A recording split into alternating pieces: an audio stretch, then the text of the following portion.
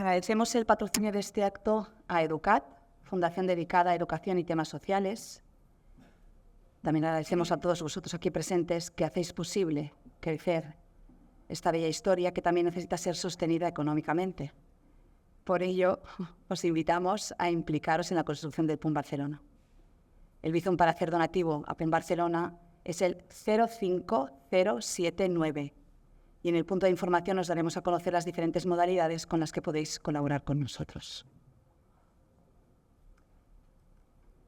Bona tarda, benvinguts.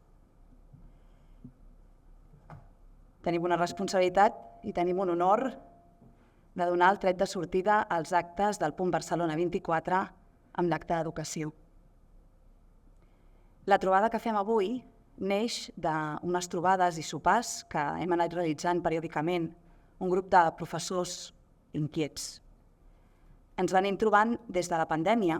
Primer va ser un grupet més reduït, un grupet d'amics que en el confinament es van començar a convocar per Zoom per sostenir-se i per comprendre com podien seguir acompanyant els seus alumnes en les circumstàncies noves que tenien davant.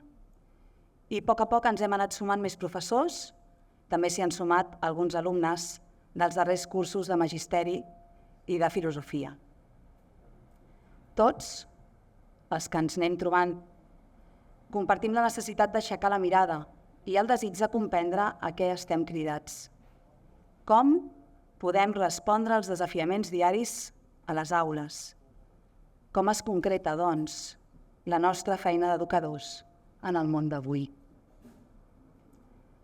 Si alguns dels que ens escolteu us voleu afegir a aquests sopars i esteu interessats en participar-hi, ens podeu anar buscant aquests dies, a la Beta, al Miquel i al Sergio, al Ferran, a la Laura Muñoz. Som uns quants. Ho dic perquè l'acte d'avui el que pretén és ser una continuïtat d'aquestes trobades, d'aquests sopars. Va ser en aquests sopars que vam decidir compartir la lectura del llibre del professor Jorge La Rosa, Esperando no se sabe qué, sobre el oficio de profesor.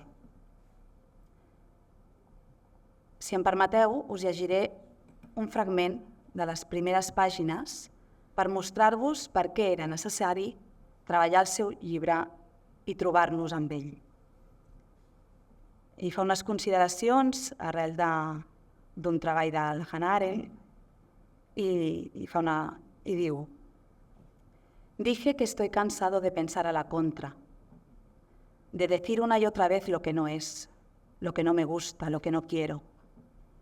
Es verdad que los tiempos son particularmente feos y que la reacción más inmediata a lo que pasa es mostrar disgusto. La crítica sigue siendo necesaria, pero también es importante pensar a favor de la escuela y del oficio de profesor. Decir lo que sí es, lo que sí nos gusta, lo que sí queremos, lo que sí vale la pena, lo que sí merece nuestra atención, nuestro cuidado, nuestro compromiso. Una mica pensava, dime que quieres vivir, dime que quieres ser profesor. Dije que hay que saber combinar la distancia crítica con la aproximación amorosa. Dije que sabemos mucho sobre la relación entre la escuela y el poder, sobre los profesores castigadores, vigiladores y normalizadores, pero que apenas hemos explorado con el suficiente rigor la relación entre el saber y la emancipación, entre la transmisión y la renovación, entre el oficio de profesor y la apertura al mundo. Dije que es importante dar tiempo y espacio, como diría Calvino, a lo que en el interior del infierno no es infierno. Que alguna vez me gustaría felicitarme a mí mismo el año nuevo, como hace Nietzsche, en el aforismo 276 de la Gaia Ciencia, proponiéndome no hacer más la guerra, no acusar y decir eso de que mi única negación sea apartar la mirada. Dije que me gustaría ser afirmador, por muy difícil que sea hoy en día decir sí. Dije que mi carácter hace que tienda a la alabanza, al elogio, a resaltar la belleza, a presentar las cosas en su cara más hermosa, a hacer declaraciones de amor. Dije que me gustaría poder amar alguna cosa, poder decir que sí a alguna cosa, afirmar alguna cosa, aunque dejando claro que ese amor y esa afirmación no tendrían nada que ver con lo que hoy en día se llama pensamiento positivo. Termina diciendo, para precisar esas afirmaciones, leí la cita de Calvino. El infierno de los vivos no es algo que será. Hay uno, es aquel que existe ya aquí, el infierno que habitamos todos los días, que formamos estando juntos. Dos maneras hay de no sufrirlo. La primera es fácil para muchos, aceptar el infierno y volverse parte de él hasta el punto de no verlo más. La segunda es peligrosa y exige atención y aprendizaje continuos. Buscar y saber reconocer quién y qué en medio del infierno no es infierno y hacerlo durar i darle espacio. Avui, doncs, volem posar damunt la taula algunes coses que de la lectura i del diàleg amb el professor La Rosa valen la pena tenir presents. Professor La Rosa, gràcies. El Jorge és pedagog, ha impartit filosofia i educació a la Universitat de Barcelona. Les seves nombroses publicacions es mouen en l'àmbit de la pedagogia, el paper de la lectura en l'educació i la filosofia, i en les seves obres sempre tracta aspectes com la formació dels docents, la relació entre experiència, llenguatge i subjectivitat, així com el valor de la cultura comú. Ha sigut també professor i conferenciant convidat en diverses universitats europees i llatinoamericanes. Jorge, moltes gràcies per compartir aquesta estona amb nosaltres.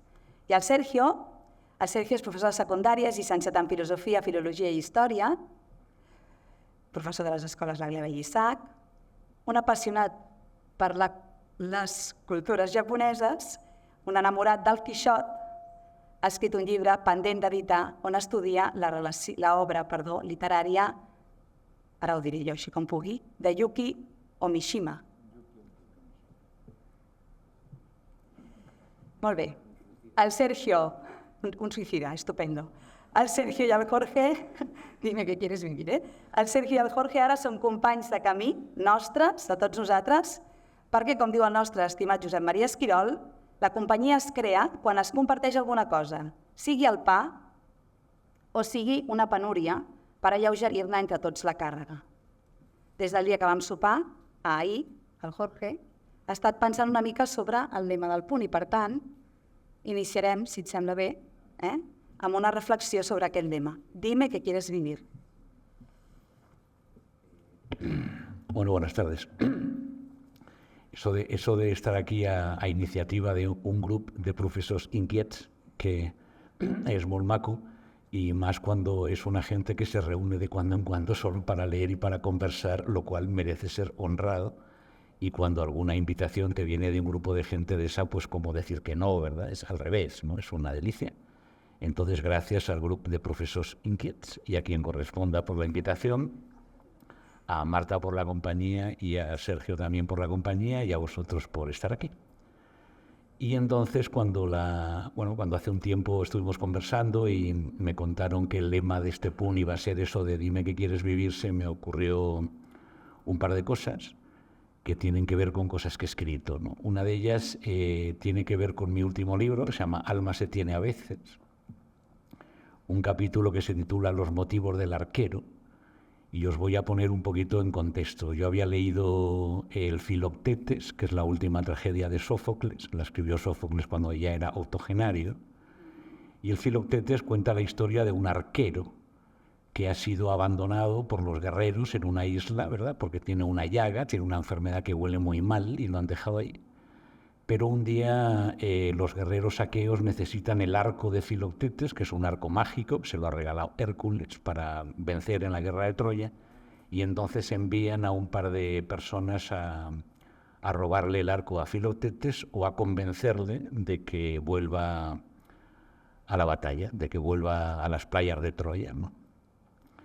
Hay un dramaturgo que se llama Wavni Mowabat. Hay una obra que se está representando este año en el Grec de él, que se llama Tots Ocells, que escribió una versión muy bonita del Filoctetes que se llama Inflamación del verbo vivir, y tiene que ver con un dramaturgo, es medio autobiográfica la obra esa, tiene que ver con un dramaturgo que se muere un amigo suyo con el que siempre ha trabajado, y entonces pierde las ganas de vivir, pierde las ganas de seguir escribiendo, de seguir haciendo teatro, como si la vida para él a partir de ese momento dejara de tener sentido. Y como la historia del Filoctetes es un poco parecida, tiene que ver con recuperar los motivos para vivir, en el caso de Filoctetes para volver al combate en las playas de Troya, y en el caso de Moabad para seguir escribiendo. Moabad descubre al final que su arco es un lápiz de madera, por tanto su instrumento de combate es un lápiz de madera, y por tanto consigue las fuerzas para volver a tomar su lápiz de madera y volver a la lucha. Ese es un poco el contexto. Pero hay una frase al final de la obra de Moabad que habla de la conjugación del verbo vivir, ¿no? Y habla de cómo cada uno de nosotros conjuga el verbo vivir. Y entonces ahí a mí me dio como una especie de subidón de vitalidad y empecé a conjugar el verbo vivir en gerundio, vivir escribiendo, vivir paseando, vivir viajando, vivir amando. Empecé a conjugar el verbo vivir en relación con distintas preposiciones, vivir con, vivir entre, vivir hacia, vivir desde, vivir por, qué sé yo, me dio un subidón de vivir, digamos. Y entonces, como uno tiene cierta tendencia a la filosofía, pues siempre aparece el daimon de Sócrates o el diablejo de Mairena que te dice, ten cuidado, te está abandonando la sobriedad. Y entonces ahí es cuando escribí unas palabritas que os quería un poco contar, que tienen que ver con una cierta conciencia del abuso del verbo vivir hoy en día. Es un verbo completamente mercantilizado, ¿verdad? Es un verbo que nadie discute, que ni va a estar en contra de la vida. Los colegios se quieren cada vez más vivos, las bibliotecas se quieren vivas, las ciudades se quieren vivas, queremos vitalizar cualquier cosa, ¿verdad? Y desde luego ya no os diré la chispa de la vida, la calidad de vida, ¿verdad? La gestión de la vida, vivir una vida más saludable, la cantidad de negocio que se hace hoy en día con la vida para aquí y la vida para allá, ¿verdad? La hipermercantilización del verbo vivir. Una vez hace muchos años hicimos un ejercicio en una ciudad de Brasil que consistía en pasear por la calle leyendo las publicidades, pero anotando sobre todo los verbos, los imperativos. Y es verdad que la ciudad te ordena constantemente, está llena de imperativos y te ordena constantemente vive, disfruta, no te pierdas, entra aquí, en definitiva, compra, ¿verdad? El verbo vivir significa compra la mayoría de las veces. Y entonces me dio a mí por escribir una paginita sobre eso que termina diciendo la salvaguarda de la lengua no es fácil cuando todas las palabras han caído en manos del enemigo y casi nunca es vida verdadera lo que se hace sonar en la palabra vida. Por lo tanto, lo primero que yo quería decir es eso, es una cierta llamada de atención a que pongan ustedes en juego su oído lingüístico. Y entonces la palabra vida a veces está traída por el enemigo, ¿verdad? A veces tiene un funcionamiento maligno porque te quiere decir compra. Y por lo tanto hay que tener cuidadito en cómo se hace sonar la palabra y en cómo se pronuncia. Esa era la primera cuestión, ¿no? Y luego la segunda es que recordé también que hace más de 10 años un amigo mío, se llama Fernando Bárcena, es un profesor de Filosofía de la Educación de la Complutense, escribió este libro que se llama El eterno aprendiz. Y yo le hice un prologuito que se titula justamente la educación y las ganas de vivir. Entonces me acordé de eso y pensé que, bueno, lo releí y pensé que en ese librito hay un par de historias que yo creo que podrían sonar bien en relación con el lema de este punt, que es eso de dime qué quieres vivir, ¿no? La primera son 2 cuentitos muy cortos. El primero es una novela de Ray Bradbury que se llama El vino del estío. Ray Bradbury es un escritor de ciencia ficción, Las crónicas marcianas es su obra más conocida, pero bueno, El vino del estío, que es la vida de un niño, de Douglas, un niño de 12 años, en Estados Unidos a principios del siglo XX. Y entonces a Douglas le pasa una cosa muy curiosa, y es que cada verano abre un cuaderno y la parte de la izquierda la titula Ritos y ceremonias para anotar lo que se repite cada verano. Cada verano vamos a coger uva, vamos a bañarnos al río, ¿verdad? Entonces sería donde hace la lista de las repeticiones, lo que pasa todos los veranos. Y el otro se llama Descubrimientos y revelaciones y tiene que ver con aquello que ocurre por primera vez, ¿verdad? Por tanto, él va haciendo una lista de repeticiones y una lista de descubrimientos, ¿no? que es un ejercicio bien bonito, ¿verdad? También para proponer a los chicos, qué sé yo, lleven ustedes un diario de verano en el que anoten lo que se repite, ¿verdad? Las ceremonias. Y anoten también las revelaciones, ¿verdad? Lo que ustedes piensan. Entonces, bueno, Douglas va anotando esas cosas.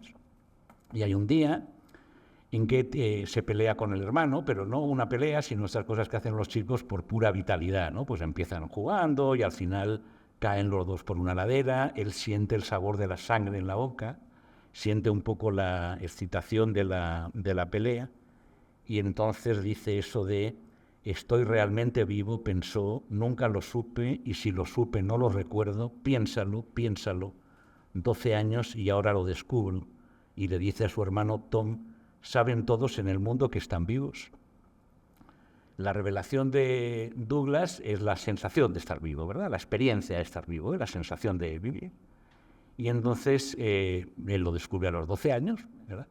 Y entonces él no sabe muy bien si ese estoy vivo lo va a escribir en las repeticiones o lo va a escribir en los descubrimientos y en la revelación. Y naturalmente lo anota en los descubrimientos y en las revelaciones, ¿verdad? Entonces la cita, que es muy bonita, dice así, ¿no? Dice, ¿dónde debería anotar Douglas ese estoy vivo? Él no tiene ninguna duda, lo anota en los descubrimientos. Su hermano le dice que eso es viejo, que ya lo sabía, que todo el mundo lo sabe. Y Douglas responde, pero pensarlo, notarlo, eso es nuevo. Uno hace las cosas sin pensar, de pronto miras y ves qué estás haciendo y es la primera vez realmente, ¿verdad? Entonces ahí estaría un poco el asunto, todos sabemos que estamos vivos, ¿verdad? Eso es viejo, pero otra cosa es darse cuenta, otra cosa es caer en la cuenta, y por lo tanto el primer gesto tiene que ver con darse cuenta y con tomar posesión del don de la vida, ¿verdad? Tomar posesión en nombre propio del don de la vida, ¿no? Ese sería el primer cuentico. Y el segundo cuentico es el final de un texto muy bonito de Miguel Morey, que es un filósofo que fue mi profesor, que se titula Carta a una princesa, que es una carta que le escribe a su hija cuando cumple 18 años, a María, el día de su cumpleaños, y que reproduce un poco un motivo que yo estudié bastante cuando me dediqué a estudiar la novela de formación, que es el discursito que los papás le echan a los hijos cuando se van de casa, ¿no? Hay un capítulo clásico en la novela de formación, que es que los hijos se van de casa, es decir, empiezan a vivir por cuenta propia, si ustedes quieren. Y en ese momento el papá o la mamá les echa un discursito, ¿verdad? Como una especie de viático para el camino, como una especie de bendición, ¿no? Entonces en algún momento yo hice una colección de esas palabras que los padres dirigen a sus hijos en el momento en que empiezan a vivir por cuenta propia, y el texto de Miguel, Carta a una princesa, tiene un poco ese formato, ¿verdad? O sea, empieza así, princesa, tú que vas a tomar posesión de tu reino, ¿verdad? Vas a empezar a vivir en un mundo que nunca ha vivido nadie, una vida que nunca ha vivido nadie, tu padre tiene un par de cositas que decirte, ¿verdad? Ese es un poco el formato. Y ahí Miguel le cuenta un par de cositas a su hija, ¿no? Un par de cositas sobre el mundo, tal como está la cosa, ¿no? Pero quería leeros el final, ¿no? Después de contarle un poco unas cositas a su hija y de dudar mucho, de decir, qué sé yo, siento que debería decirte algo, pero en realidad, qué sé yo, ¿no? Tampoco yo he aprendido a vivir, tampoco yo sé muy bien de qué se trata, ¿no? Él no es un hombre lleno de certeza, sino al contrario, ¿no? Lleno de vacilaciones. Pero al mismo tiempo siente que unas palabritas le tiene que decir a la niña en ese momento, ¿no? Y entonces el final dice lo siguiente, ¿no? Dice, hace ya bastantes siglos, un grandísimo poeta japonés, Basho, recibió a su discípulo Kikaku, quien le dio a leer un haiku que acababa de componer. El poema decía así, libélulas rojas, quítales las alas, serán granos de mostaza.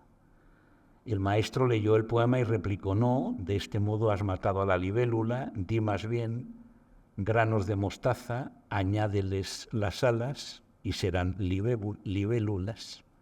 ¿Qué quiero decir con todo esto?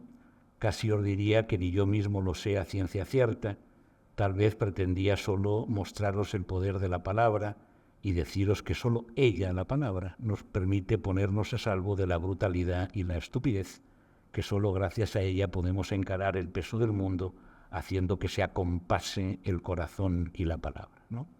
Entonces el comentario, en el prologuito que le escribía a Fernando, es un poco eso, que tal vez haya, desde luego, muchas formas de educación, pero tal vez haya una que tiene que ver con empequeñecer, ¿verdad? con quitarles las alas a las libélulas y convertirlas en granos de mostaza, es decir, con empequeñecer la vida, con reducir la vida, ¿verdad?, con limitar la vida. Y tal vez haya formas de educación que tienen que ver con granos de mostaza, ponerles las alas y serán libélulas, que tienen que ver con agrandar, con ampliar y en definitiva con dar ganas de vivir, pero eso no en absoluto de ningún modo como una cuestión yoica y narcisista, sino con algo que tiene que ver naturalmente, eso todos los profesores lo saben, con ser capaz de amar alguna cosa, ¿verdad? Porque solamente el amar alguna cosa es capaz de ampliar el mundo y de dar en definitiva ganas de vivir. Entonces, bueno, eso era un poquito lo que quería contar, lo que pensé a propósito del título ese de Dime qué quieres vivir. Sergio. Vale. Bueno, a mí el título me parece bastante provocativo. El destino ha hecho que yo me lo tenga que plantear este lema con bastante intensidad. Como hombre es un desastre, pero como profesor lo vivo como un privilegio, ¿no? Cuando yo veo este lema, dime que quieres vivir, veo la palabra quieres, ¿no? Por lo tanto, la vida hoy en día no es un don. Es algo que depende de nuestra voluntad. O sea, le preguntamos a alguien, le exigimos que alguien afirme la vida, porque la muerte sobrevuela el patrimonio que los chavales están heredando. Estamos en un mundo de la autodeterminación. Yo decido sobre si quiero o no tener hijos, yo decido mi género, decido absolutamente todo sobre mi cuerpo y resulta que hay un tabú, que es no puedo decidir sobre mi propia muerte, ¿no? Por lo tanto, si la vida ya no es un don, es un deber. Es un deber que me impone el Estado, ¿no? Pero Kant hace mucho tiempo que, ¿no?, el imperativo categórico o no es universalizable que tú renuncies a tu vida porque el mundo se quedaría vacío, ¿no? Sería esos imperativos kantianos. Pero tampoco es un deber. Yo he tenido que pensar, a mí me han preguntado, pero ¿la vida es un deber? No es un deber. Lo siento por Alejandro Casona, en Prohibido suicidarse en primavera, yo lo leo en el cole, me fascina por otras cosas, pero no por la frase de la vida ante todo es un deber, ¿no? Por lo tanto, es un acto de voluntad, ¿no? Es un acto de voluntad y es la decisión última de un hombre, ¿no? Siguiendo la línea de Nietzsche, ¿no? La vida como obra de arte. Yo decido mi vida y la construyo con base en mi voluntad. Por lo tanto, estamos en ese punto en el que es pertinente que alguien responda a dime que quieres vivir, ¿no? Dime por qué quieres vivir, para qué quieres vivir, qué es la vida. Porque la vida como obra de arte, que es como se vive hoy en día y como se lo plantean los chavales, un acto de voluntad, la vida como obra de arte es algo hecho en función a mi voluntad, ¿no? Por lo tanto, la muerte también es una obra de arte. Y es la mayor obra de arte. El arte entendido como oposición a la naturaleza. Porque la mayor obra de voluntad del hombre es rebelarse contra el instinto más profundo de la naturaleza, que es el instinto de supervivencia. Por lo tanto, esta pregunta lleva implícito qué significado tiene la vida para ti. Ya no es una inercia, ya no es un producto del instinto de supervivencia, ya no es un deber kantiano, porque no lo estamos tampoco viviendo como don. Los chavales no heredan la vida como un don. Y una vez que decidimos vivir, ¿cómo vivimos? ¿No? Vivimos arrojando la máxima intensidad, la máxima exigencia y la intensidad de la vida, ya no a un significado, sino a la piel. Y la máxima intensidad nos la va a dar el sufrimiento, el dolor. Y ahí vemos proliferar cierta pulsión del hombre moderno, postmoderno, hacia aquellas cosas que le hacen sufrir.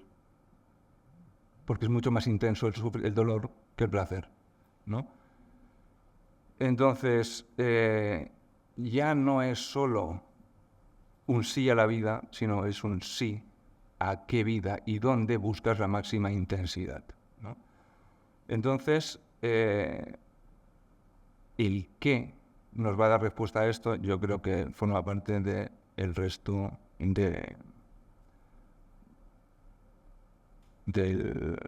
la conversación, ¿no? Pero es interesante que hoy en día a una persona se le exige decir un sí a la vida porque no es evidente. Vale. En relación a esto que ahora nos planteabas, porque hacías referencia a cómo están los chavales hoy en día, ¿no? Cuando cenamos juntos, salieron cosas que hemos situado en 3 ejes, ¿de acuerdo? Muchos de los que estábamos allí somos profesores de secundaria, por tanto, uno de los ejes, recogiendo que de los chicos que habla Sergio, tienes que apagar el micrófono. Gracias. De los chicos que habla Sergio están propiamente en la secundaria. Uno de los ejes es el instituto, ¿no? Como lugar de transmisión, comunicación y renovación de un mundo común. El otro eje sobre el que vamos a intentar profundizar es la lógica de la fecundidad, la fertilización, porque nos hablaste, de la fertilización. Nosotros pensábamos que teníamos que sembrar y tú nos dijiste que no. Y finalizaremos con el cómo esperar, porque después de lo que os habéis hecho, Palomo, tenemos la opción de salir ya todos por la puerta y irnos a tomar alguna cosa refrescante, ¿no? Entonces, vamos a por el primer eje, ¿sí? El instituto y la transmisión de la cultura. Relación entre educación y ciudadanía. ¿Cuál es la función entonces de la secundaria hoy? Dicho de otra forma, las leyes actuales también han devaluado la educación secundaria. Parece que tengamos que vigilar a los chicos en las aulas. ¿Qué es lo que está en juego? ¿Cómo salvaguardar, si es necesario, no? Si es necesario hacerlo, el vínculo entre instituto y cultura? Hay una cosa que a mí me fascina, que tú nos planteas siempre. Dices, en la escuela la autoridad tiene que ser la del mundo, la autoridad de Machado, la de Lorca, y entonces nos hablaste, ¿no? Y nos dijiste, y no los intereses de los chicos o la de las así llamadas demandas sociales. Nos dijiste en la cena, que yo tomé nota y lo he ido pensando, ¿no? El centro del instituto no son los alumnos, y dijiste, sino los muertos. Que hay que ir a la escuela por los muertos. Yo tomé nota literal. Sí. Vale, pues Jorge y después Sergio. Lo que sí, vamos bien. No, bien. Vamos muy bien. Bien. No, lo de la función del instituto tiene que ver con una conversación que empezó hace tiempo con un amigo que decía, hablando un poco de la crisis de la escuela hoy en día, ¿no? Una institución tan masacrada y así. Decía, bueno, la educación infantil, la educación primaria todo el mundo la entiende porque los chicos son muy pequeños, todavía no son demasiado rebeldes y hay que enseñarles a leer y a escribir. La universidad se sostiene porque tiene el monopolio de la acreditación de títulos. El día que la universidad no tenga el monopolio de la acreditación de títulos, veremos qué pasa con ella. Pero, sin embargo, nadie sabe qué hacer con la secundaria. La secundaria es el lugar de todas las contradicciones, es el lugar de todas las violencias y es el lugar más difícil. O sea, yo tengo muchos amigos, vosotros también, y algunos lo sois, profesores de secundaria, y es un lugar especialmente hostil hoy en día, ¿no? Por muchísimas razones. Entonces, la conversación empezó un poco por ahí, ¿no? La secundaria está para qué, digamos, ¿no? ¿Qué tipo de legitimidad tiene, ¿no? Ahí yo me atreví a formular 2 cosas. Una era que la secundaria, como siempre, tiene la función de la cultura general, una palabra que ha sido atacada por todos los lados, eso de la cultura general. ¿Quién demonios habla hoy en día de esas cosas y a quién le importa hoy en día esas cosas? Pero la cultura general, ¿por qué? La cultura general, porque si los chicos están llamados a ser ciudadanos, digamos, de una república democrática, digamos, hay asuntos que tienen que estar sometidos al debate público y democrático y no pueden ser cuestiones ni de los expertos ni de ningún tipo de autoridad. Por lo tanto, los ciudadanos tienen que ser capaces de argumentar y de pensar y de discutir públicamente en los temas que tienen que ver con la República, es decir, con la res pública, ¿verdad?, con los asuntos que a todos conciernen. Por lo tanto, es una exigencia de ciudadanía, es decir, el saber un poquito de cada cosa que te permita participar activamente en las decisiones de tu ciudad, de tu polis, ¿verdad? Es una exigencia de la ciudadanía y, por lo tanto, los chicos tienen que aprender no porque a ellos les interese o les deje de interesar, sino porque están llamados a ser ciudadanos. Yo leía de muy joven La República Platónica, donde se discute la cuestión de la educación, y hay una frase muy, muy impresionante donde Platón dice, bueno, es que los chicos atenienses están llamados a ser libres. Y eso no es cualquier cosa. Entonces, como están llamados a ser libres, tenemos que discutir cuál es el tipo de educación que convierte a alguien en una persona libre, ¿verdad? Entonces, los chicos de hoy en día, yo ya no sé si están llamados a ser ciudadanos, yo creo que no, están llamados a ser cualquier cosa menos ciudadanos, ¿verdad? Pero si están llamados a ser ciudadanos, digamos que están llamados a ser ciudadanos, la discusión sobre qué debe saber y qué debe aprender un ciudadano no es una cuestión de los chicos. Por lo tanto, papá, es que a mí las matemáticas no me interesan, da igual, tú a la escuela. Es que a mí el profesor de matemáticas me cae mal y las matemáticas no me gustan, da igual, tú a la escuela. Porque el que tú vayas a la escuela no lo decides tú, ni tu papá. Lo decide la República, o sea, lo decide la comunidad en la que estás, que te está llamando a ser un ciudadano. ¿Entendéis un poco esa lógica, O sea, por ahí viene un poco la discusión, y entonces la discusión naturalmente es si todavía vivimos en un mundo en que los chicos estén llamados a ser ciudadanos. Yo creo que no. Todo el vocabulario de las competencias y así anula completamente esa posibilidad. Lo último que yo leí sobre reformas educativas tiene que ver con cómo se está reformando el bachillerato para que sea funcional a la FP, que es lo que a todo el mundo le importa, lo de la formación dual y ese tipo de mierda. Y por lo tanto el bachillerato se está desvinculando cada vez más de su relación con el conocimiento para tener relación con otras cosas que no son el conocimiento, ¿no? Entonces a mí me parece que tomarse en serio el instituto, o sea, que pasa en el instituto, es tomarse en serio si todavía creemos o no en algo así como la República, o no, a lo mejor nos da igual, y está muy bien, qué sé yo, no seremos ni más ni menos felices.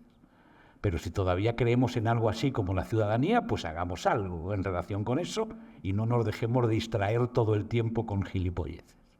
O si todavía creemos en algunas cosas como que la cultura hace a la gente, qué sé yo, enriquece el mundo de la gente y cosas así. Es decir, si queremos otra cosa para nuestros hijos que no convertirlos en perfectos consumidores y en niños como el espectáculo ese degradable, ¿verdad?, que están todo el día de berrinche en berrinche porque el mundo no es como a ellos les gustaría que fuera, ¿verdad? Por lo tanto, a mí me parece que pensar el instituto de verdad es pensar la cultura, pensar qué pasa con la cultura en esta época, es pensar la ciudadanía, qué pasa con la ciudadanía en esta época. Y si es verdad que nos da igual la ciudadanía, bien, de puta madre. Y si es verdad que nos da igual la cultura, bien, puta madre. Pero no juguemos al doblecito juego, ¿verdad? A que, lo de la ciudadanía, como lo de la vida, ¿quién va a estar en contra? Y lo de la cultura, ¿quién va a estar en contra? Y al mismo tiempo haciendo en el instituto cualquier cosa, menos lo que tiene que ver con la cultura y con la ciudadanía, ¿no? Entonces yo creo que la conversación fue un poquito por ahí, fue un poco por explorar el liceo como una institución de la República, que por lo tanto no está al servicio ni de los niños, no está al servicio de los niños, ni de los papás, no está al servicio de los papás, ni del mercado de trabajo, no está al servicio del mercado de trabajo, ni del gobierno independentista, no está al servicio del gobierno, de cualquier tipo de gobierno, no está al servicio de los valores de la sociedad, está al servicio de una sociedad de ciudadanos, es decir, una sociedad donde las personas libre e igualmente son capaces de discutir en común los asuntos públicos. Entonces, si eso ya no nos lo creemos, bien, muy bien, pues ya está, ¿verdad? Yo creo que no nos lo creemos, no se lo cree nadie. Otra cosa es que se siga con el bla, bla, bla de algunas cositas, pero yo creo que no se lo cree nadie, ¿no? Por ahí empezaba un poco la cosa. Y por eso me parece a mí que el instituto ha colapsado, porque ya nadie sabe muy bien para qué sirve. Y entonces le entregamos esa decisión a quién, a los chicos. Los chicos tienen que decidir para qué sirve el instituto. Son los chicos los que tienen que decidirlo, o los papás. O la caixa de pensión tiene que decidir para qué sirve el instituto. O sea, si nosotros mismos hemos dimitido de eso, entonces, ¿qué pasa aquí, no? Entonces, ¿de qué se queja uno luego? ¿De que haya colapsado todo? Pero si lo hemos dejado colapsar, si hemos sido nosotros los que lo hemos dejado colapsar, entregando al instituto a la Caixa de Pensión, o a los papás o a quien sea, ¿no? Bueno, eso, me he puesto un poco mi dinero en esta parte de mi exposición. Luego intento ser un poco más mesurado.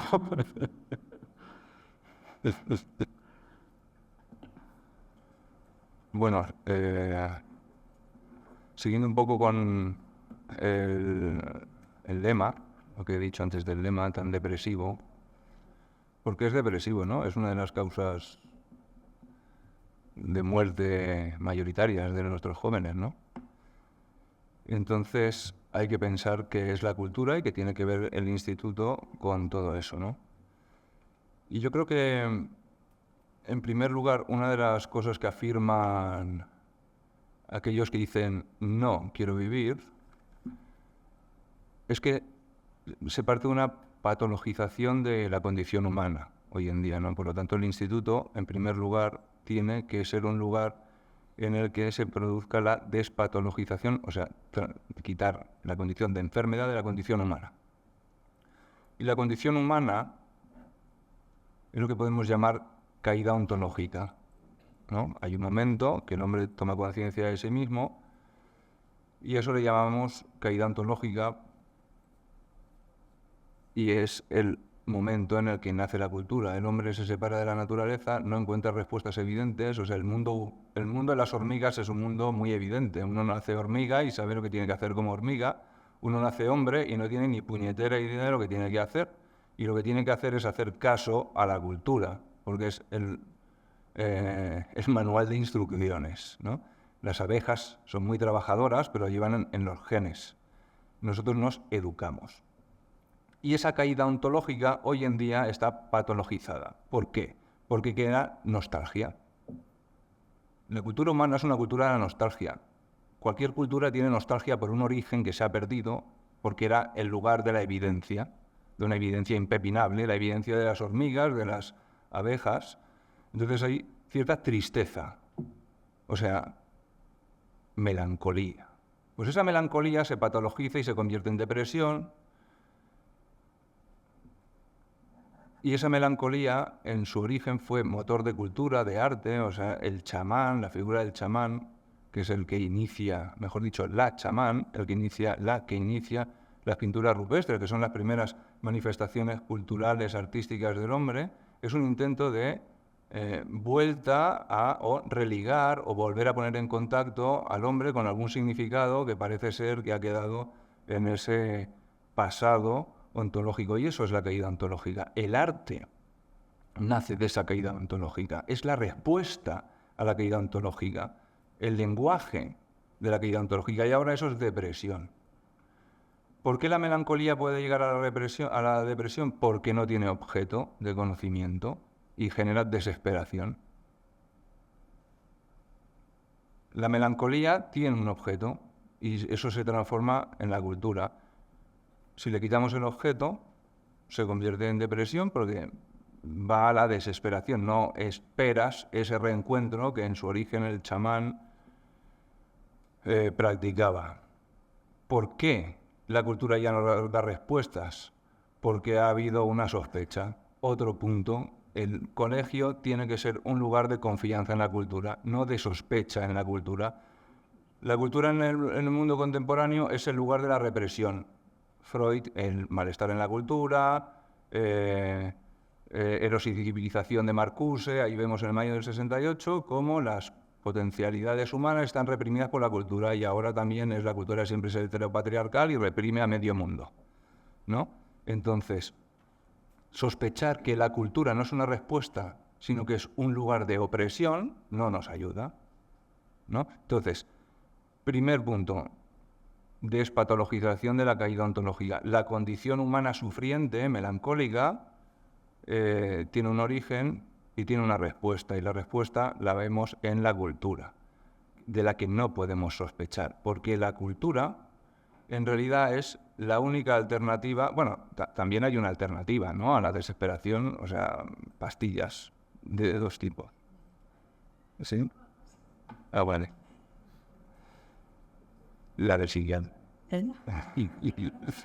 Entonces, la cultura cartografía a la perfección la condición humana. Todas las circunstancias que nos podemos encontrar ya están cartografiadas en la literatura, ¿no? Nos podemos encontrar una muerte de Patroclo, que nosotros se la ponemos a los chavales en el cole y le decimos, vive esto, ¿no? Pues sí, Patroclo muere, y puede morir en la vida real, ¿no? Pero en la Ilíada nos enseña, o al menos es la interpretación que hago yo, que sería lo mismo el final cuando Aquiles le devuelve el cuerpo de Héctor a Príamo. ¿Sería posible ese perdón, esa misericordia, esa compasión sin la muerte de Patroclo? ¿Es la muerte de un ser querido una oportunidad para experimentar una transformación del yo? ¿Es un lugar para la no desesperación? La cultura nos dice que sí. Si sospechamos de eso, estamos sometiendo a los chavales a el vacío y la nada. Y ese vacío y la nada es un poco también lo que hace reducir la educación a las competencias, porque había una pregunta que me he petado, que es el tema de las leyes actuales. Y yo estaba pensando ahora, digo, las competencias, que también es condición de posibilidad de todo lo demás. Sin las competencias no puedes acceder si no sabes leer que Patroclo muere, ¿no? Pero uno no aprueba, uno no puede decir sí a la vida porque es competente del lenguaje, sino por el contenido de lo que ahí se expresa, ¿no? Entonces, yo estaba pensando que uno va al psiquiatra porque tiene esa caída ontológica sin respuesta y entra en ansiedad y depresión, desesperación y está a puntito de caramelo. Y entonces va al psiquiatra y dice, mire, tómese usted este sobre, que va con un manual de instrucciones. Coja el sobre, ábralo, en plan, ¿no? Instrucciones para darle cuerda a un reloj. Abra el sobre, vierta el contenido sobre un vaso, agite, tal, ingiera, pum. Y el tío llega a casa y hace lo mismo con un azucarillo. Y entonces, pues no se cura. Y va el médico y dice, pero si es que el procedimiento, las competencias, yo he abierto el sobre fantásticamente. Pero que el resultado, no, es que el contenido del sobre. Ya sé que para tomarte el contenido del sobre tienes que abrir el sobre. Esas son las competencias. Pero lo importante es que el aprender a abrir el sobre es para poder afirmar sí a la vida. Si metemos un azucarillo, no vas a encontrar lo que te salva la vida, que es el contenido del sobre. Por lo tanto, reducir a las competencias no va a solucionar ninguno de los problemas, que es condición de la vida. Y la ciudadanía, previamente uno tiene que vivir para ser ciudadano, ¿no? Y lo que urge es, dime que quieres vivir. Sí a la vida. Luego, pues uno la vive de una u otra manera, ¿no? Porque quería replicar o añadir. No, quería decir algo sobre lo que ha hecho Sergio de la caída ontológica cuando la gente no tiene objeto y la cultura como alternativa, un poco por ahí, porque eso tiene que ver con una cosa que nosotros afirmamos constantemente, que es que en la educación el centro no está ni en el alumno, ni en la sociedad, ni en el profesor, sino en el mundo, es decir, en la cosa, ¿no? Entonces quería contar un par de historias que tienen que ver con eso y yo creo que completan de otra manera, con otro lenguaje, lo que ha dicho Sergio, ¿no? Una de ellas es yo le hice hace poco una entrevista con Bruno Latour, que es el antropólogo de moda, una entrevista que le hicieron pocos meses antes de morir, y entonces el entrevistador le pregunta por lo que ha hecho toda la vida, le pregunta por la filosofía, el hombre va contestando y en un momento dado dice, es que la filosofía es tan hermosa, dice, a eso solo puedo responder llorando, ¿verdad? A eso solo puedo responder llorando, porque morirse no tiene que ver solo con que uno deje de existir, que no deja de ser una putada, sino que morirse tiene que ver con que uno es separado irremediablemente de todo lo que ama, ¿verdad? Y la filosofía es muy hermosa y cuando uno está a punto de morirse, esa belleza de la filosofía solo la puede nombrar llorando. Entonces, esos textos de la gente, qué sé yo, hay uno de Paul Ricoeur muy bonito que se llama Vivo hasta la muerte, que también está escrito cuando ya tenía más de 80 años y que tiene una primera frase preciosa, ¿no? Cómo comenzar este tardío aprendizaje, ¿no? Eso que se aprende al final, ¿verdad? Eso que solo se aprende al final, ¿no? Que tiene que ver con la desaparición irremediable de todo lo que uno ha amado. Pero para eso tiene que haber cosas que uno haya amado, digamos, ¿no? Entonces, como Sergio ha jugado, yo creo que de una forma muy expresiva con las tendencias destructivas y constructivas, con Eros y Tánatos, digamos, con los dos grandes impulsos vitales, ¿no? El impulso del amor y el impulso de la muerte y el de la destrucción. Quería hacer una broma con un libro precioso de Augusto Monterroso que empieza así. Empieza en la literatura y en la filosofía hay 3 temas, el amor, la muerte y las moscas.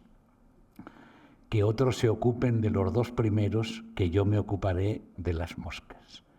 Es decir, es verdad que el gran tema es el amor y la muerte, los grandes temas son el amor y la muerte, pero el amor y la muerte tienen interés justamente porque están las moscas, es decir, porque hay algo en el mundo, ¿verdad? Las moscas o la filosofía o la música o lo que sea, ¿verdad? Porque hay algo en el mundo por lo cual merece la pena vivir. Eso es el asunto. Entonces yo creo que yo antes enfatizaba un poco en el instituto la relación con la ciudadanía, pero si pillamos la otra cara, que es la relación con la cultura, que es la que tú has tratado muy bien, yo creo que ahí la escuela sí que tiene una función principal, que es intentar que los chicos se interesen por algo que no sea su propio ombligo, ¿verdad? Que se interesen por las moscas, por algo que no sea ni la vida ni la muerte, sino por algo diferente a ellos, ¿verdad? Por lo cual, en fin, eso es lo que quería un poquito. Es que eso que es tan hermoso solo lo puedo decir llorando, ¿verdad? Vale, por tanto, ya no partimos de que el instituto ha colapsado. No, vale, No, bueno, bueno, sí, Bueno. no, porque si afirmamos esas 2 caras, ¿no? O sea, el instituto tiene que ver con algo así como la cultura general como condición de ciudadanía y con algo así como la cultura, en los términos de Sergio, como el objeto por el cual la vida vale la pena, ¿verdad? ¿No? O sea, la cultura como condición de ciudadanía y como el objeto por el cual la vida vale la pena.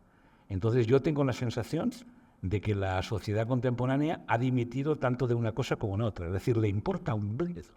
Le importa un bledo. Son otras cosas las que se juegan en los que están asesorando ahora las políticas públicas, de las escuelas y los que están definiendo un poco cómo es el asunto. Tengo yo esa sensación, ¿eh? O sea, que esas cosas que son un poco nuestro deber, todo el mundo está dimitiendo de él. Por eso es tan difícil ser profesor, ¿no?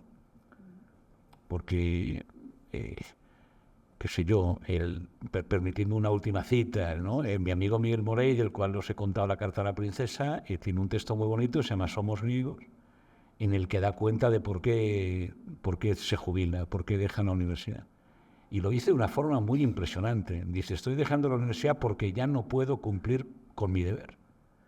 Es decir, yo soy una persona que sabe cuál es su deber como profesor, pero en la universidad actual no puedo cumplir con mi deber. Puedo hacer cualquier cosa menos cumplir con mi deber. Y eso, claro, es una situación muy complicada. Cuando uno tiene la sensación de que sabe cuál es su deber, pero eso le importa a todo el mundo un bledo, digamos. Pues nosotros creíamos que nuestro deber era sembrar. Así. Y nos dijiste, nos hablaste de que debemos fertilizar. Y a mí me parece que fertilizar es como dar un paso atrás, ¿no? En lo que significa pues nuestro trabajo. Quizá no, quizá no es un paso atrás, no lo sé. Pero nos gustaría que nos explicases un poquito esto, por favor. Bueno, vamos a... El librito el que tú has citado, el Esperando no se sabe qué, en el prólogo explico un poquito el título. Y el título viene de una novelita de Margarit Duras que se llama Un dique contra el Pacífico, donde Margarit Duras cuenta lo siguiente. Margarit Duras, ya sabéis que se crió en Indochina, ¿verdad? En lo que ahora es Vietnam, cuando era colonia francesa. y entonces a su madre le toca un lote de tierra, que es una tierra inculta y no fértil porque es inundada periódicamente por las mareas. Entonces ella empieza un trabajo hercúleo, que es crear diques, ¿verdad? Construir diques para que la marea no inunde las tierras. Entonces, después de eso, que es un trabajo épico en el que consigue la solidaridad de todo el mundo y tal, pues montan los diques, pero un día sube la marea y se lo lleva todo, ¿verdad? Porque la marea siempre sube, ¿verdad? Y entonces hay una conversación muy bonita entre los dos hermanos en el que están contando un poco eso. El arroz ya había empezado a crecer, pero subió la marea, se lo llevó todo, porque lo que compramos no es tierra, lo que compramos es mar. El hermano dice es mierda, lo que compramos es mierda, allí no puede crecer nada. Y aquí estamos como dos imbéciles esperando no se sabe qué, ¿verdad? Y de ahí puse yo mi título de Esperando no se sabe qué, ¿no?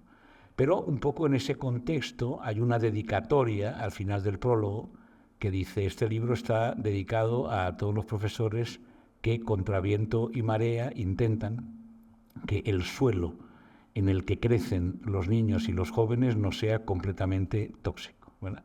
O sea, hay una cuestión que tiene que ver con la toxicidad del suelo, ¿verdad? Que es un poco lo que pasa en la novelita de la Durach. O sea, en ese suelo no puede crecer nada, ¿verdad?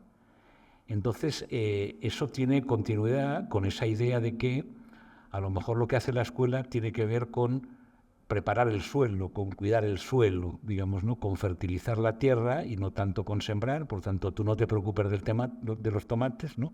Parece que hablamos de eso, preocúpate de la tierra, pero con algo que también tiene que ver, me parece a mí, con algo muy importante, que es que yo tengo la sensación de que en este mundo uno es responsable de lo que hace, claro, pero uno es también responsable de lo que cuida, Es decir, estamos en una institución religiosa, a lo mejor algún día alguien nos pide cuentas, ¿verdad?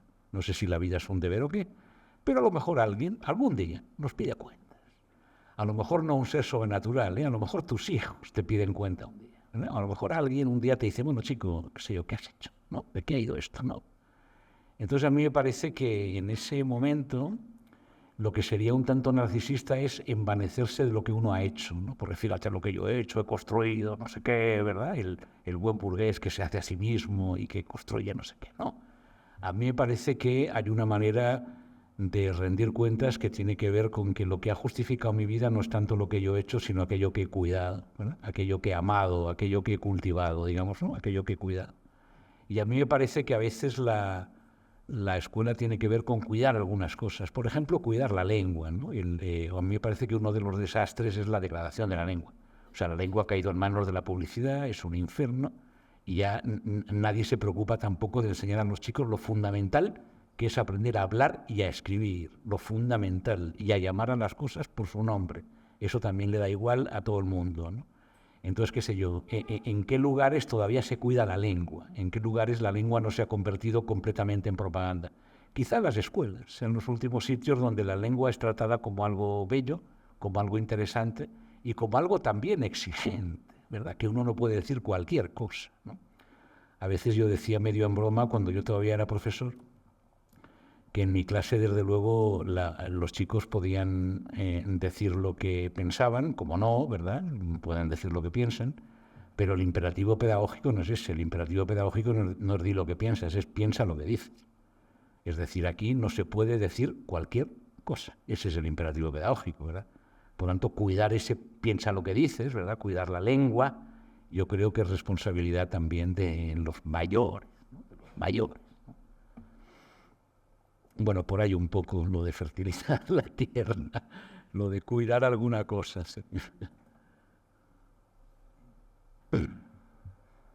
Lo de nombrar. Es que como hablas de las palabras, del uso del lenguaje, de nombrar, me ha venido a la cabeza un mito japonés, que además tiene que ver porque es sobre la caída ontológica, ¿no? Es la caída ontológica según el Kojiki japonés, que me parece precioso, porque tiene que ver con el lenguaje. Y tiene que ver con un hijo mitológico de un emperador que se llama Yamato Takeru, que por rebelde lo expulsan de la corte y tiene que ir a civilizar a medio mundo. y se enfrenta a muchos dioses, ¿no? Incluso derrota a algunos dioses, el señor Yamato Takeru. Pero hay un momento que quiere derrotar a un dios de una montaña, y cuando sube a la montaña, ve al dios y le dice, estoy buscando a tal dios. Y entonces le castiga. ¿Por qué? Por no nombrarlo correctamente. Porque ya no reconocía la cara de ese dios.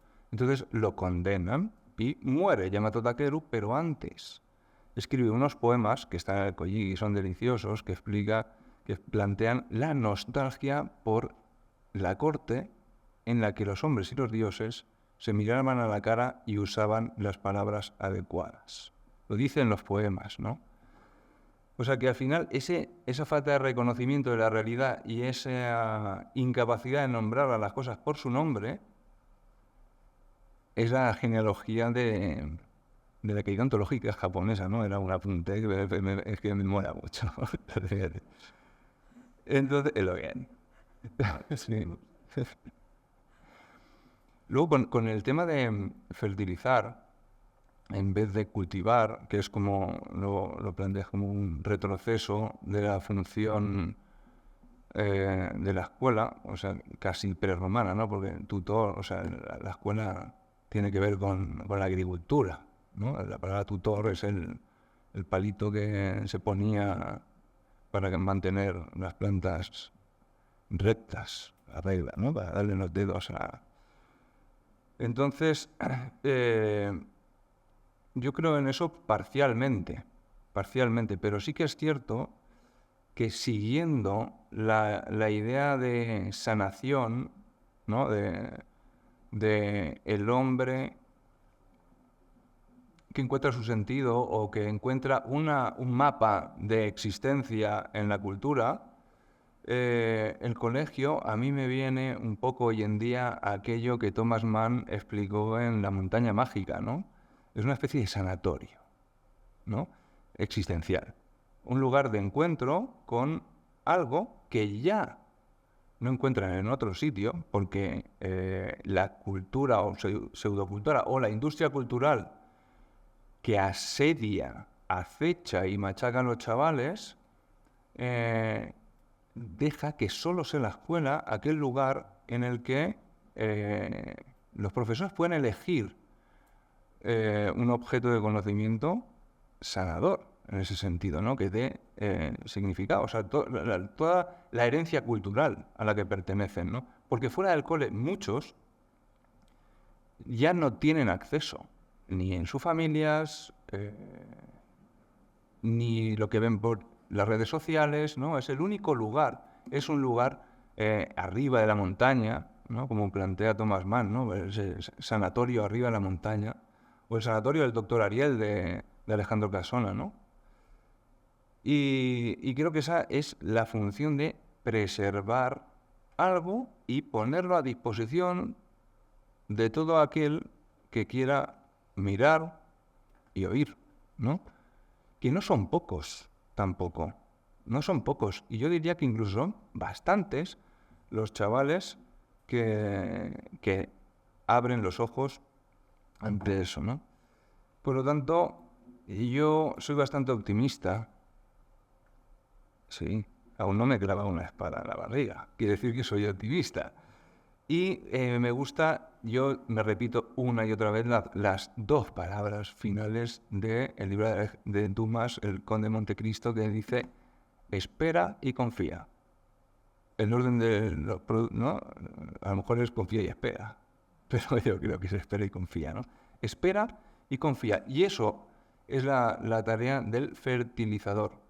Porque fertilizar sin plantar es un absurdo si uno no tiene la certeza que vendrá otro a plantar, ¿no? Si uno no tiene la certeza, como por ejemplo, me gusta mucho la mitología hindú, en la que ellos confían que aparecerá la figura de lo que llaman un avatara, que es el que iniciará la Edad Dorada, esa visión cíclica. Después de los tiempos oscuros siempre viene una avatara que renovará, pero para eso hay que dejarlo todo fértil. La tierra tiene que mantenerse fértil para que otro venga y plante, ¿no?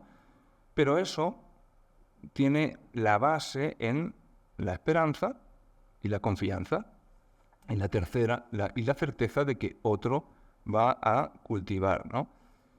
Y esta certeza es la que tenía otro japonés que se llamaba Nishida, que me fascina, Nishida. Este era discípulo de Heidegger, es el fundador de la escuela de Kioto. Él nunca estuvo en Alemania, pero sus discípulos sí. Y era discípulo de Heidegger en las clases, particularmente en las clases que Heidegger daba sobre Nietzsche, ¿no? Y Nishida dijo una cosa que me parece fascinante. Yo creo que es el primer filósofo que supera el nihilismo. Con una frase. Dice, si no confiamos en la cultura, debemos realizar la experiencia pura, él le llama experiencia pura, o sea, sin ningún tipo de condicionamiento, de aquellos que crearon la cultura. Por lo tanto, la experiencia no se la ahorra nadie. Si no confiamos en la cultura, tendremos esa experiencia y llegaremos a las mismas conclusiones, ¿no? Llegaremos a las mismas conclusiones, porque es verdad que la cultura tiene un elemento universal, que es que todo hombre en cualquier lugar del mundo ha llegado a ciertas conclusiones en las que se basa la afirmación de que la humanidad existe y que no solo hay relativismo cultural, sino que hay una cierta universalidad, ¿no? Entonces, para poder afirmar que la experiencia pura va a llegar a las mismas conclusiones que cualquier hombre de cualquier época, en cualquier momento, hay que tener mucha confianza y mucha esperanza en el corazón del hombre, ¿no? En que ese avatara o esa montaña mágica tiene una función vital, basada siempre en la esperanza, ¿no? Entonces, yo en eso soy optimista. O sea, no se va a acabar. Alguien vendrá a cultivar ese lugar que los profesores de aquí y ahora están fertilizando con base en todo lo que hemos aprendido de nuestro patrimonio cultural y que tenemos que ponerlo a disposición de los chavales que quieran atender.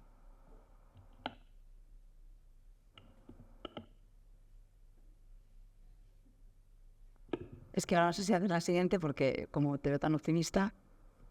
Sí, claro. Pim pam, vale. Vale. Aceptamos que fertilizamos para trabajar esta toxicidad, ¿no? Para sanar este suelo, ¿no? Más o menos. Esperamos que alguien venga a cultivar. Vale. Perfecto. Pero en el día a día, los de 50 que estamos aquí y que salimos agotados, y los que son jovencitos y están entrando y también salen muchas veces de las aulas con un rostro que expresa el estar saturados, ¿no? Superados, perdón. ¿Cómo sostenerse de manera infatigable, ¿no?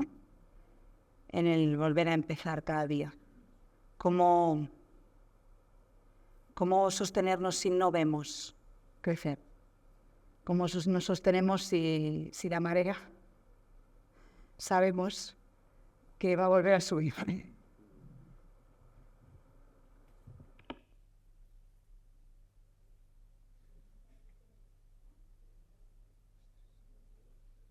No, bueno, da igual. Yo pensaba hacer una cosita muy breve sobre eso, que es leer la última cita del Esperando, que es un poema que se titula El profesor, de un profesor que se llama Pere Rovira, y dice lo siguiente, dice, aún reconoce chispas de belleza en la mirada verde de una chica o en el gesto impulsivo del chico que busca en los poemas la respuesta del cuerpo. Aún reconoce chispas de belleza en la mirada verde de una chica o en el gesto impulsivo del chico que busca en los poemas la respuesta del cuerpo. Se perderán, lo sabe, se diluirá el deseo de la palabra, el sueño generoso de otro amor, en el agua sucia del oficio sórdido. olvidarán la poesía que ahora les regala tiempo, corazón, alegría, nobleza y sufrimiento. De aquí a pocos años su juventud será trabajo, recuerdo el sentimiento, ruina conyugal la noche que hoy les quema. Él seguirá enseñando y persiguiendo chispas condenadas.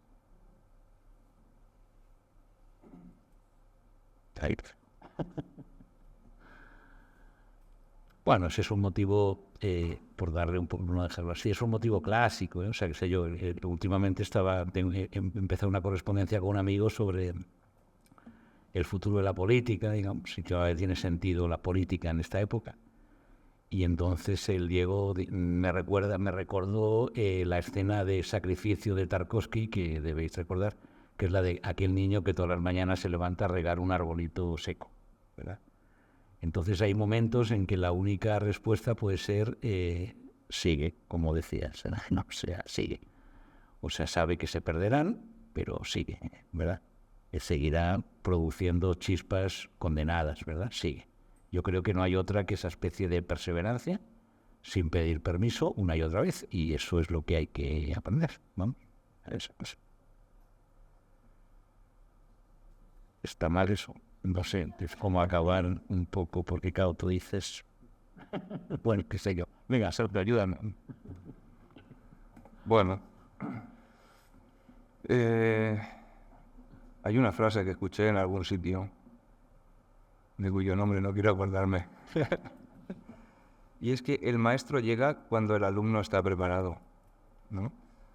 Esto es totalmente lo opuesto a la letra con sangre entra. Entonces es la mirada del alumno la que te convierte en profesor.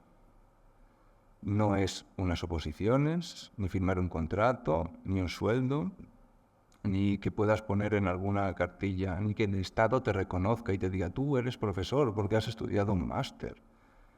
Es la mirada del alumno. Por lo tanto, tu condición de profesor siempre parte de aquel que abre los ojos y te mira y te reconoce como tal.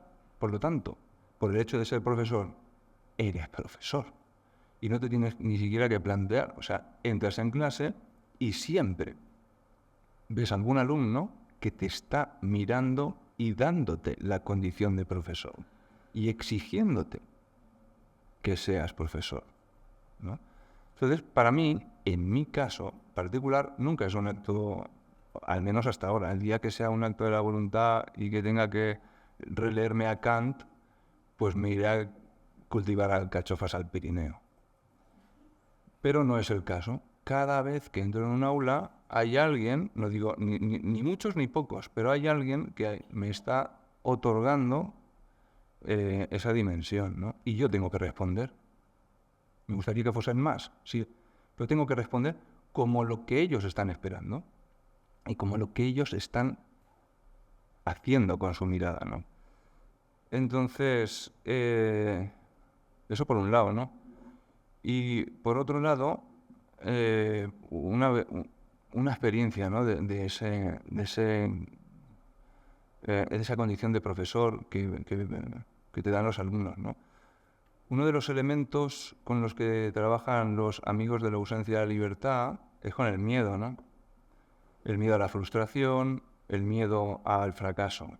Vivimos una sociedad, a diferencia de Grecia, que el agón estaba en un espacio determinado, ahora vivimos una sociedad competitiva en todos los espacios. La competencia es uno de los éxitos del capitalismo, ¿no? Crear que todo el espacio homogéneamente sea un lugar de competencia, y eso crea miedo, porque es un miedo al fracaso y un miedo a no alcanzar el éxito, ¿no? Entonces, en el cole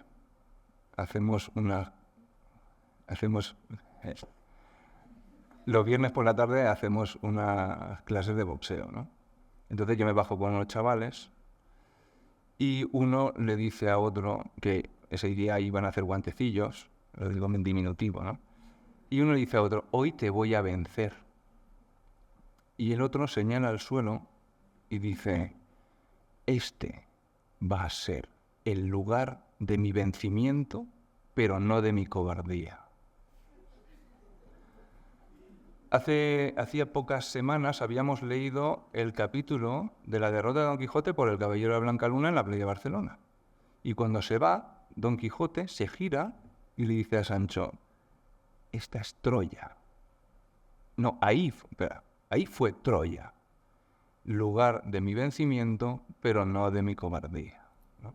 Ese chaval repitió el Quijote, pero no como un acto memorístico, sino que había entendido, porque nosotros leímos el Quijote y ese capítulo lo leímos en paralelo con un ensayo de Iván Morris sobre también la cultura japonesa que se llama La nobleza del fracaso, que explica muy bien cómo aquel que supera la idea de fracaso, que se somete al fracaso, es aquel que tiene valor de actuar aunque sabe que va a ser derrotado. Da igual el éxito, da igual. O sea, hay que hacer las cosas, hay que vivir, independientemente del éxito y del fracaso. Pues después de esas clases en que uno asume que si sabes que vas a perder, no te vas a hacer un combate en este caso, o vas a ser lo suficientemente cobarde como para no actuar ni hacer nada, ¿no?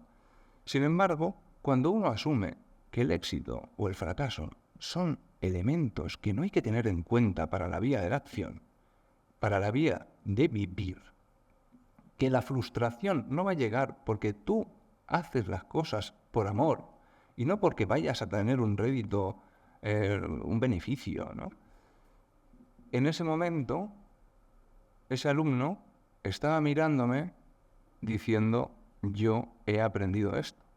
He aprendido esto, que es un patrimonio de nuestra cultura, ¿vale? Que las cosas se aman independientemente del beneficio que podamos sacar de ese objeto. Las cosas son y no son cosificables, enajenables, tienen una naturaleza y hay que tratarlas como tal. Pues ese chaval a mí me convierte en profesor y ni siquiera me lo planteo. Y no soy un Sísifo que va cada día aguantando la respiración e intentar a ver cómo salvo el día. Por esa mirada de alumnos, que son ellos los que deciden que yo soy su profesor. Y me lo demuestran así, ¿no? Y yo creo que ya. Vale, pues si os parece, si hay alguna pregunta que queráis, yo aprovecharía.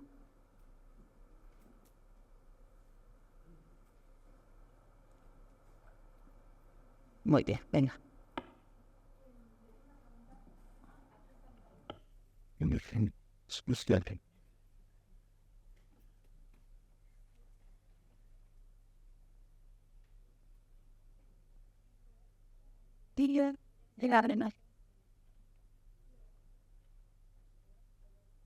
Bueno, ya te estabas hablando de profundizar en cambiar los términos, el sentido original que tienen. A mí me ha sorprendido que invalidéis mucho entre la palabra maestro y la palabra profesor. No sé si igual indaga demasiado en eso por internet, pero...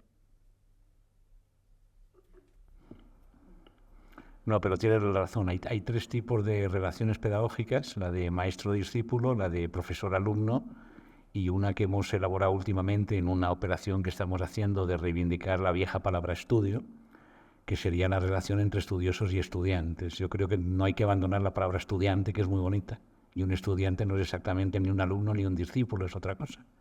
Pero a mí me parece que ahí sí que hay algo interesante, ¿eh? Quizás no sea el momento, pero ahí sí que hay algo interesante en esos tres pares que yo creo que también tienen no solo significaciones distintas, sino también que cada uno de ellos tiene como su momento histórico, ¿no?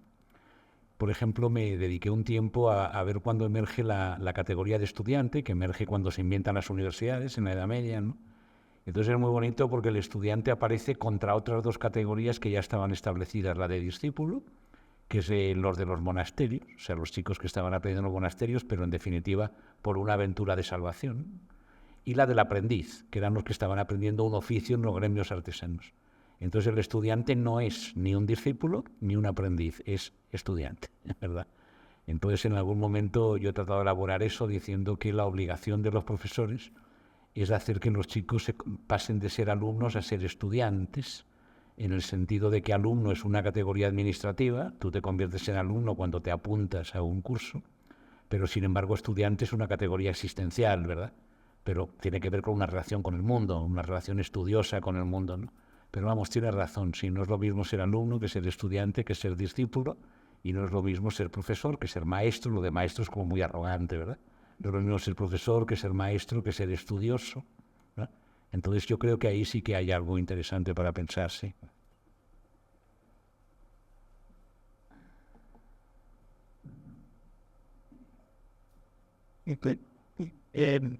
Por eso te organizas la vida no puede ir solo a la vida y tener la casa de eso el barrio de nieto de la María y también Juan de María en el fondo social porque va a estar familiar de todo passions well actualidades ya área de cosas de la esta cosa en Dios es sí si pudiera ver así acabar al crear fantas no vamos a hacer sí es verdad y morirse llevarse de programa y está il va en el punto en el contexto no le puede dar caso entonces ya fue entonces hoy me decía yo le decía ahora ya hoy voy culto de poa hoy algo de también te decías pero hacer posible vivir sin miedo a separarse del alma y contacto desde que deben profundizar y también cuando estamos entonces al final de todo en la ventas me sigo se va a ir y sea lo vi en el libro de terminar de pensar fast ya pues Calvin ya suele y se posible ver su vida and then one no la mira final de pensar en el de los sectores Sí. El textito ese de Paul Ricoeur, que se llama Vivo hasta la muerte, que empieza con esa frase preciosa de por dónde comenzar ese tardío aprendizaje, es una reflexión sobre el viejo motivo de la filosofía enseña a morir y la filosofía enseña a vivir, sobre ese viejo motivo. Entonces es muy impresionante, lo que queda de ese texto son apenas 10 páginas a mano, digamos, nunca fue terminado, era una carpeta que se encontró ahí, ¿no? Entonces es muy impresionante porque Ricoeur lo primero que hace ante la proximidad de la muerte es prohibirse todo consuelo, ¿no? Entonces digamos que va eliminando una por una cualquier consolatio, o sea, la consolatio de la vida después de la muerte, cualquier consolatio, las va eliminando una por una, ¿no? Entonces termina diciendo eso de vivo hasta la muerte, pero termina diciendo, entonces la supervivencia ¿dónde está? Y dice una cosa muy de Ricoeur, dice la supervivencia son los otros. O sea, lo que de uno queda es lo que queda en los otros de lo que uno hizo. El viejo motivo de la huella, del testamento, de la herencia, ¿verdad? Que ha sido también muy cultivado en términos pedagógicos, ¿no? Pero ahí hay un ejercicio interesante en el sentido en el que tú hablabas, porque Ricoeur maneja, bueno, Sergio también lo hacía un poco, ¿no? Maneja justamente las dos caras de la moneda. O sea, aprender a vivir, aprender a morir, ¿no? Dime qué quieres vivir, dime qué quieres estar, ¿no? ¿Y qué es eso, no? ¿Y dónde está la supervivencia, si es que hay supervivencia, no? Entonces Ricoeur dice un poco eso, dice, la vida vale la pena, sí, por lo que uno hace, por lo que uno intenta y tal, pero en definitiva donde se juega es en los otros, ¿no? Donde se juega es en los que te sucederán, y ahí aparecen en cascada todos los motivos de la herencia, el testamento, la huella y esa cosa, ¿no? La supervivencia son los otros, pero claro, los otros heredan lo que les da la gana, claro. O sea, yo escribí hace mucho tiempo un texto del que ahora solo me gusta el título, que se titulaba 1 más 1 igual a otro, que tiene que ver con que tenía que ver con el don, que es eso de dar un tiempo que no será tu tiempo, ¿verdad? O sea, no sé, tenemos por ahí detrás a un amigo que estaba en la cena con nosotros el otro día con una criatura recién nacida, a la cual le está dando su tiempo, ¿verdad? Le está dando su tiempo para permitir el tiempo del otro, que nunca será su tiempo, en el que él no estará. Entonces, ¿qué significa dar un tiempo en el que tú no estarás? ¿Qué significa dar una vida que tú no vivirás? ¿Qué significa dar una huella o una pista en la que tú no estarás, digamos, ¿no? Por tanto, ahí siempre la herencia nunca es automática, claro. Ahí está justamente la discontinuidad de lo humano, que es lo bonito, ¿no? En que cada generación al mismo tiempo hereda y al mismo tiempo empieza de nuevo, digamos, ¿no? Pero sí, es verdad que yo creo que cuando uno se pone ya un poquito a hablar en serio, digamos, las dos caras de lo de la vida y la muerte aparecen, sí, las dos caras aparecen, porque la vida son esas dos caras, sí. Yo creo que sí, que el elemento básico de un profesor es que ame la vida, Sí. y que haya una integración, ¿no?, entre el objeto amado y su vida, ¿no? Que no entre en clase como un ejercicio de voluntad, ni como un superviviente del instinto de supervivencia, ¿no? O sea, la naturaleza se ha cebado contigo, tienes un instinto de supervivencia muy fuerte, pero si fueses un poquito más libre de la genética, lo mismo te habías quedado por el camino, ¿no? Claro, esa entrada del que no esté integrado con el objeto amado sería un erudito. Entraría a clase como erudito y implantaría clases, aunque sea sobre clásicos, ¿no?, sobre la pericia del hombre a la hora de hacer cultura. Ya no sería una cartografía de la vida humana lo que da a transmitir cultura, no sería una brújula, ¿no?, para orientarse en la vida, sino sería una pieza de museo en la que uno alucinaría con los malabares de Borges o con los sonetos también hilados de Quevedo, ¿no? Y eso,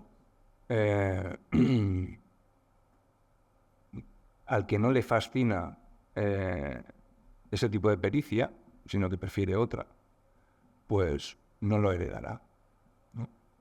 Sin embargo, un profesor que ama y que plantea la cultura como un elemento de integración, ¿no?, un elemento de cohesión del hombre y el mundo, ¿no?, una cohesión que ya sabemos que es frágil, ¿no?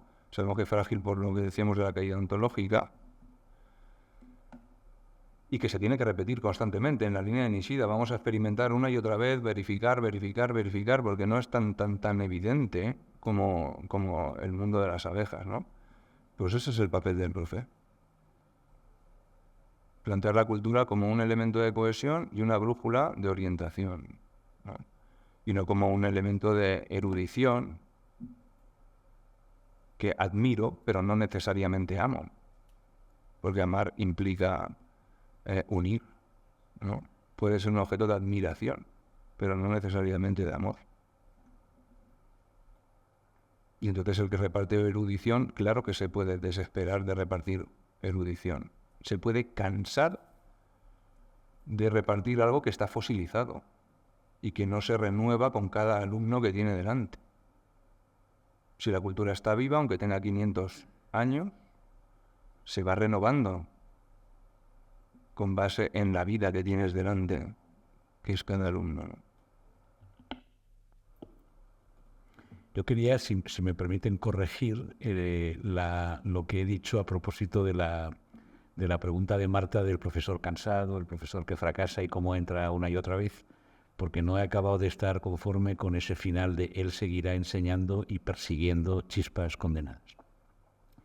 Y es que he recordado que Gabriela Mistral, una poeta chilena muy famosa, ¿verdad?, que fue maestrica de pueblo en una escuela rural durante muchos años, hizo una cosa muy bonita, ahora lo acaban de publicar ahora, que hacía alguna vez discursos a los egresados de las escuelas normales. Las escuelas normales de Chile de los años 20 serían parecidas a aquellas en las que estudió mi madre, o sea que a los 16 años eran maestricas, las niñas de pueblo, y enseguida iban a los pueblos, ¿verdad?, a hacer de maestras. Entonces Gabriela tiene discursos a las niñas que terminan y que van a ir de maestras, muy bonitos. Hay uno de ellos en que les dice, primero hace una afirmación de humildad, les dice a las niñas, ustedes nacieron en cunas muy pobres y van a ser maestras y por lo tanto van a seguir viviendo en casas muy pobres y en pueblos muy pobres. Por tanto, esa profesión que han elegido, lo del ascenso social, pues como que no, ¿verdad? Tiene que haber una cierta humildad. Pero luego también le dice, bueno, y el oficio es difícil y llegará el momento ella dice, del desfallecimiento, y aunque que ustedes tengan tentación de mudar de oficio y de costumbre, ¿verdad? Porque ese momento llega, ese momento de qué hago yo aquí, esto para qué sirve, qué sentido tiene, encima no sé qué, ¿no? Y entonces en ese momento les dice una cosa muy bonita, que a mí me parece que es una respuesta con la que a mí me gustaría acabar ya mi intervención. Dice Gabriela Mistral. Dice, la cura del mal, el mal es ese, el mal es el desfallecimiento, es el decir esto qué sentido tiene. Dice, la cura del mal quizá deba comenzar por una cosa simple que parece juego. Sigan sintiéndose estudiantes. Ello será a la vez sentirse joven y saberse a media ruta. Yo deseo que cada uno de ustedes coja el hábito de afilar a diario las armas de su profesión y no las deje ser ganadas por el orín o parar en bromas por la indolencia. La profesión y el oficio se parecen a los dioses lares, piden un culto diario. Cuando la fe en la medicina, en las leyes o en la pedagogía se relajan, lo mismo que cuando las religiones no sacan chispas de los corazones secos, bueno es alarmarse y entrar en la averiguación minuciosa del proceso, porque lo acontenido será que la sal se ha ido volviendo insípida. Cuando la sal se vuelve insípida y cuando las armas del oficio se oxidan, ¿verdad?, porque exigen culto diario, dice, a mí me parece que hay una solución, que sigan siendo estudiantes, es decir, dedíquense a estudiar. Por lo tanto, estamos aquí a iniciativa, lo ha dicho Marta, de un grupo de profesores inquietos, ¿verdad?, que tienen sus líos, como todo el mundo, la vida es dura, como todo el mundo, pero que dedican un tiempo de sus vidas a leer, a estudiar, a conversar y a pensar, ¿verdad? Y a lo mejor es eso, es que no puedo más, es que estoy cansado y tal, pues muy bien, pues estudie, ¿verdad? O sea, tómese usted tiempo para volver a ser estudiante, porque eso le permitirá seguir siendo joven y a media ruta. Entonces a mí me parece que esa es una respuesta como más positiva y yo creo que honra más esta reunión que la que yo he dicho del arbolito seco y de las chispas condenadas. Y es, pues sí, pues qué sé yo, pues la vida es dura, las cosas no son como a uno les gustaría que fueran, el momento del desfallecimiento llega, pero cuando llegue ese momento, pues sigan siendo estudiantes, ¿verdad? Y sigan afilando las armas del oficio, que como los dioses lares, exigen un culto diario.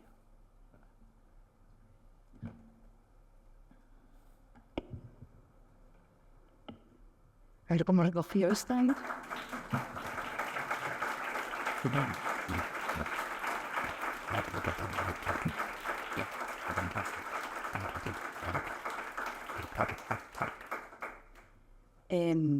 Escuchándote me venía una cosita a la cabeza, aquí como estabais muy citadores, si me permitís, cito un momento a Esquirol, gracias, y en su último libro él habla de la compañía, ¿sí?, de la necesidad de compañía, de la fraternidad. Estamos juntos porque compartimos algo, ¿no? Y en ese algo nos hacemos fraternos, ¿no? Y es verdad, porque tú dices, te hemos invitado, os hemos invitado, ¿no? Porque él está también en el grupo de profesores inquietos, ¿no? Bueno, pues yo creo que hemos vivido en este ratito que hemos estado juntos que sí, que es posible que el instituto haya colapsado, que es posible que la sociedad se esté deshaciendo, pero que tenemos motivos para confiar, tenemos motivos para la esperanza, ¿verdad? Y que en medio del infierno, ¿no?, sabemos que hay cosas que no son infierno y que, por tanto, juguemos a fertilizar de manera que hagamos durar lo que no es infierno y le demos espacio. Yo he disfrutado como una enana, entonces me parece que les tenemos que dar las gracias.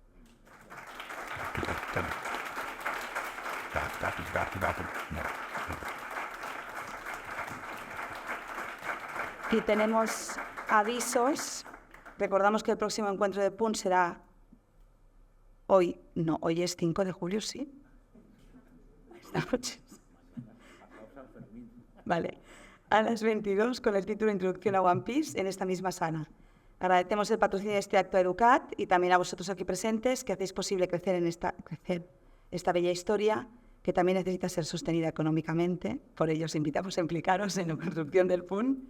Y os recuerdo, el número del Bizum es el 05079, y en el punto de información os daremos a conocer las diferentes modalidades con las que podéis colaborar. Tenemos algunos de los libros que ha escrito Jorge aquí en la librería y por tanto también os invito a que los podáis coger y que podáis seguir disfrutando de él.